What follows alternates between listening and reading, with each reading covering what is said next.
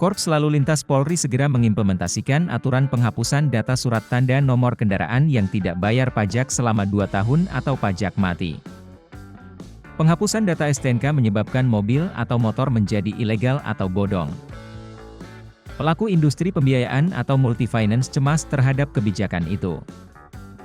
Perusahaan multifinance berpotensi dirugikan jika data STNK dihapus bila status pajak mati.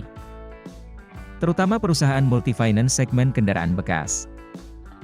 Chief Executive Officer Klipan Finance, Haryanto Joharjojo mengaku, perusahaan akan kesulitan mengatasi nasabahnya. Selama ini, multifinance kerap berhadapan dengan nasabah yang lalai membayar pajak kendaraan mereka. Multifinance akan rugi jika data penghapusan data STNK terjadi pada kendaraan nasabah yang berada di tengah-tengah periode angsuran. Biasanya, perusahaan multifinance akan menindak customer nakal.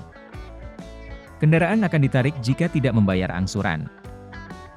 Multifinance akan rugi jika ternyata kendaraan yang ditarik telat bayar pajak dan data STNK sudah dihapus.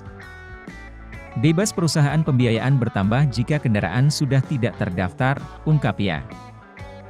Per Juni 2022, pembiayaan mobil bekas Klipan melonjak 87,83% menjadi Rp1,39 triliun, ketimbang periode yang sama tahun sebelumnya sebesar Rp739 miliar.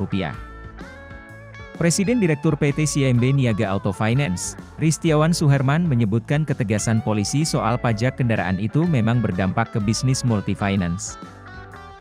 Ia menilai kebanyakan perusahaan pembiayaan masih belum bisa mengontrol proses pajak STNK dari nasabah pada segmen layanan mobil bekas. Tingginya angka kredit bermasalah di industri akan menimbulkan efek domino terhadap penurunan pendapatan secara signifikan terhadap pembiayaan kendaraan bekas, ujarnya.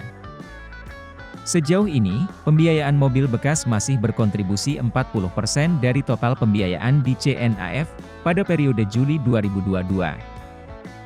Sementara kontribusi pembiayaan mobil baru menyumbangkan 33%, sisanya berasal pembiayaan dana tunai dan produk lain. CEO Mandiri Utama Finance, Stanley Setia Atmaja menyampaikan rencana kebijakan penghapusan data STNK menjadi pembahasan pelaku industri multifinance.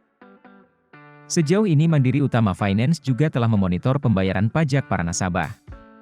Bila ada permasalahan di pertengahan jalan, kami akan mengirimkan notifikasi untuk perpanjangan dan minta salinan STNK, ujarnya.